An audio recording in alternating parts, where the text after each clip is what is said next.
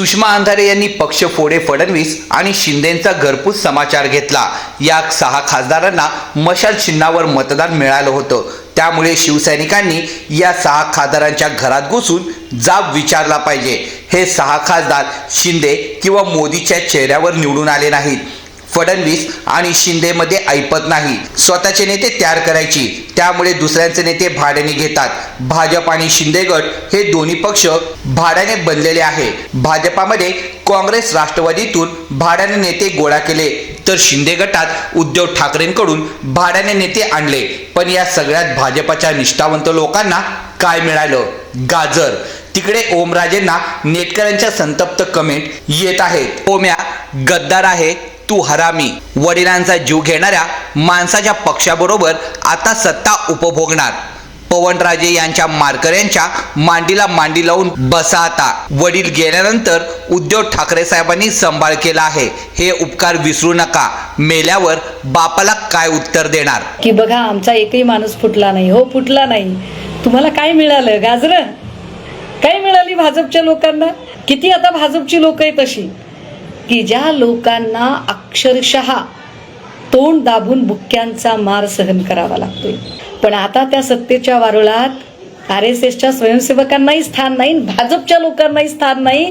तिथे राहायला आले ते काँग्रेस, राष्ट्रवादी, शिवसेना या सगळीकडून गेलेले बलात्कारी, भ्रष्टाचारी, गुन्हेगारी या सगळ्या विश्वातले विषारी नाग तुमच्याकडे आले। प्रिय भाजपाच्या भक्तांनो, तुमची गरजच आता उरलेली नाहीये। तुमची गरज कुठपर्यंत होती? जोपर्यंत विरोधक आहेत तोपर्यंत। जर सगळे विरोधक समजा तुम्ही तुमच्याकडे करून घेतले तर तुम्ही कुणावर टीका करणार? आणि टीका करायलाच तुमच्यासाठी कोणी नसेल तर तुमची किंमत काय असेल? तृणमूल काँग्रेसचे 20 लोक फुटतात, ठाकरेंचे 6 लोक कुणाच्या तरी संपर्कात आहेत अशा चर्चा सुरू होतात। मग फोन सुरू होतात, ठाकरेंच्या उपनेत्या प्रवक्त्या सुषमा अंधारे बोलणार आहेत वगैरे वगैरे। मग विचारूया, सूत्रांची माहिती आहे। ही सूत्र नावाची गोष्ट एकदा पोत्यात घालून हाणले पाहिजेत सगळे, कारण हे कोण सूत्र असतात की जे सूत्र बातम्या पेरत राहतात, बातम्या सांगत राहतात। आज मला राष्ट्रीय स्वयंसेवक संघाशी संबंध असणाऱ्या, संघाशी प्रचंड प्रामाणिक असणाऱ्या एका माणसाने म्हटलं की तुम्ही सतत भाजपला का बरं नावं ठेवताय? मुळात भाजप जेव्हा सत्तेत नव्हती तेव्हा भाजपचा एकही माणूस फुटला नाही। ही सगळी माणसं सत्ता नसताना सैरभैर होतात, हा दोष तुम्ही कुणाला देणार? मान्य भाजपाच्या लोकांनी किंवा संघाच्या लोकांनी म्हणणं की आमचा एकही माणूस फुटला नाही आणि विरोधकांची माणसं कशी फुटतात, तर त्याचं उत्तर त्यांना सांगितलं पाहिजे की भाजपाची लोक फार धुतल्या तांदळाची होती आणि सपशील होती म्हणून फुटली नाही असं काही नाही। दिवंगत मुंडे साहेबांनी किती वेळा नाराजी व्यक्त केली होती हे वेगळं सांगायची गरज नाही, किंवा नितीन गडकरींना तुम्ही किती वेळा नाराज केलंय हे वेगळं सांगायची गरज नाही। एकनाथ खडसे तुमच्यापासून का दुरावले याचं परीक्षण तुमचं तुम्ही करा। पण एक मुद्दा आहे, भाजपाच्या एकाही माणसाला दिल्लीपासून गल्लीपर्यंत सत्ता असणारी जी काँग्रेस होती त्या काँग्रेसने भाजपच्या एकाही माणसावर ED, CBI, इलेक्शन कमिशन अशा स्वायत्त यंत्रणांचा गैरवापर केला नव्हता। दिसला माणूस की टाक केस ही पद्धत काँग्रेसने केली नाही कधी, जे आता भाजप करत आहे। चल आता पुढे, मग ठाकरेंचे खासदार फुटतील का? मग ठाकरेंच्या खासदारांच्या फुटीबद्दल जोरजोरात चर्चा सुरू झाल्या। हे सगळे खासदार फुटतील नाही फुटतील याच्यावर मी बागेश्वर बाबा नाही, मी बागेश्वर बाबासारखी भविष्य सांगणारी नाही, किंवा शिंदेच्या बार्किंग ब्रिगेड मधल्या लोकांच्या सारखी अर्धवट सुद्धा नाही। त्यामुळे मला त्याच्यावरती फार काही बोलायचं नाही। हा, पण मला एक नक्की सांगायचं आहे की ठाकरेंचे खासदार, ठाकरेंनी निवडून आणलेले खासदार हे बघा, जेव्हा सगळा पक्ष गेला ना, शून्यावर आलो होतो आम्ही, शून्यावर, तेव्हा ठाकरेंनी पुन्हा एकदा 9 खासदार निवडून आणले, पुन्हा एकदा 20 आमदार निवडून आणले। जेव्हा कुठलाही लोकप्रतिनिधी निवडून येतो तेव्हा तो लोकप्रतिनिधी हा त्याच्या कामाचा भाग म्हणून काही काही टक्के त्याचं स्वतःचं गुडविल असतं, नाही असं नाही, पण त्याही पेक्षा मोठं गुडविल असतं तो पक्ष आणि त्या पक्षाचं चिन्ह. जे चिन्ह आम्ही 2.5 वर्षात नव्याने तयार केलं, 2.5 वर्षात नव्याने त्याचा ब्रँड तयार केला, 2.5 वर्षात मशाल हा ब्रँड तयार करून जो आम्ही गावागावात पोचवला, ज्याच्यासाठी आम्ही रक्त ओकलो, ज्याच्यासाठी आम्ही दिवस रात्र मेहनत घेतली, ज्याच्यासाठी आम्ही पायाला भिंगरी बांधून फिरलो. स्वतः सुषमा अंधारे 5 ते 7 वेळा उभा आडवा महाराष्ट्र पिंजून काढला. ती सगळी माणसं का ही माणसं निवडून आणली? कारण जो जातीवंत शेतकरी असतो ना, त्याने पेरायचं असतं.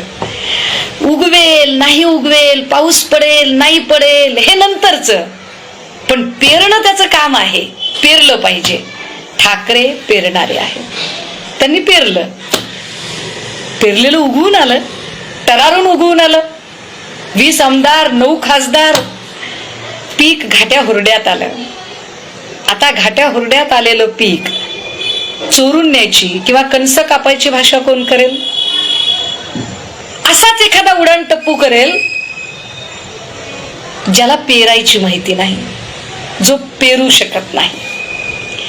ज्या अर्थी भाजपा एक मोडस ऑपरेंडसी, बघा कुठलाही पक्ष असेल भाजपच्या सोबतचा, काय केलं जातंय की एक प्रादेशिक पक्ष घ्यायचा, त्या प्रादेशिक पक्षातले अर्धे लोक फोडायचे, अर्ध्यातल्या एकाला सांगायचं की तू यांचा नेता आहेस. त्याला नेता म्हटल्यावर तो खुळावतो, वेडावतो, भारावतो, आणि मग त्याला नेता म्हणून सांगायचं की तू पुढे हो.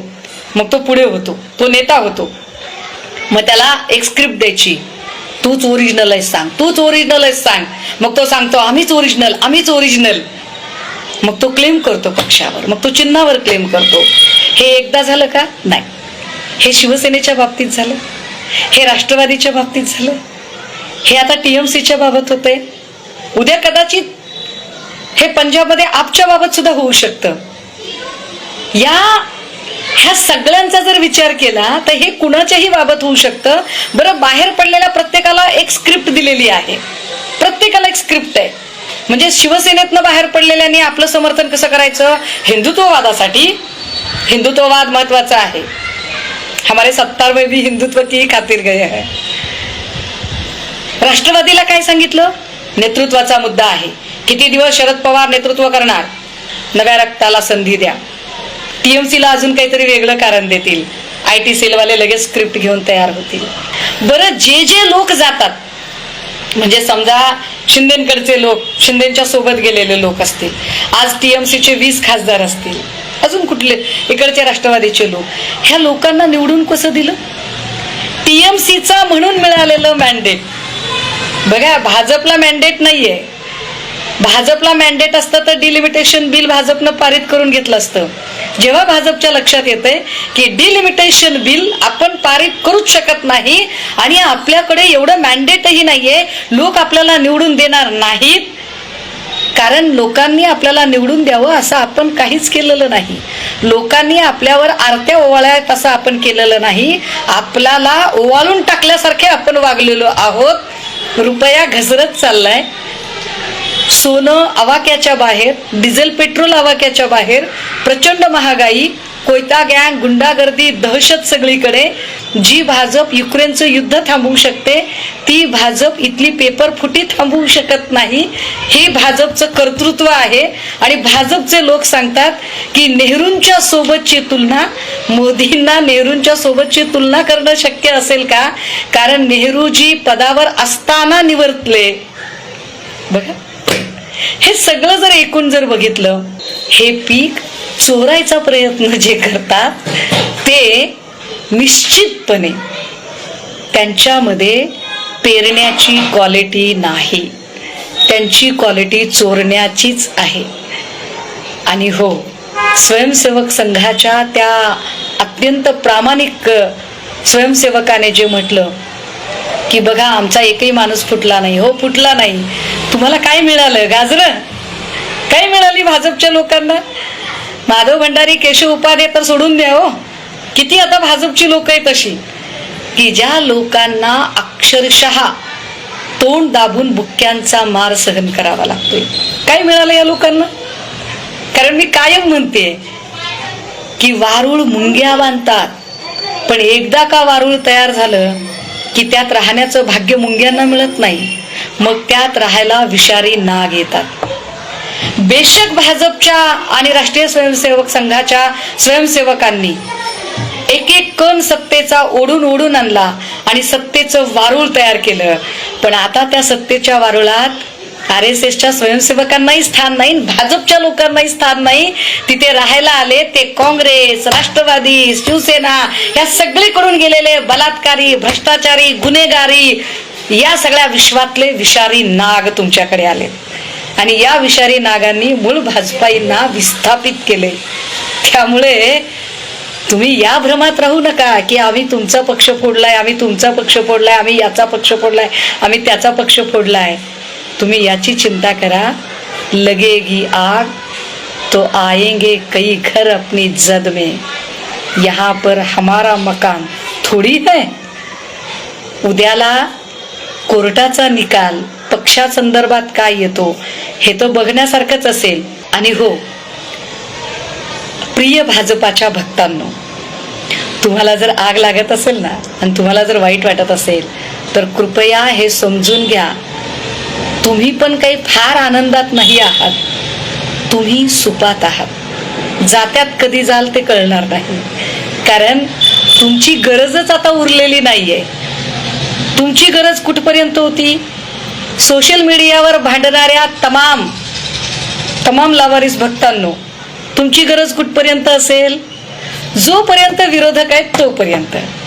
जर सगळे विरोधक समजा तुम्ही तुमच्याकडे करून घेतले तर तुम्ही कुणावर टीका करणार?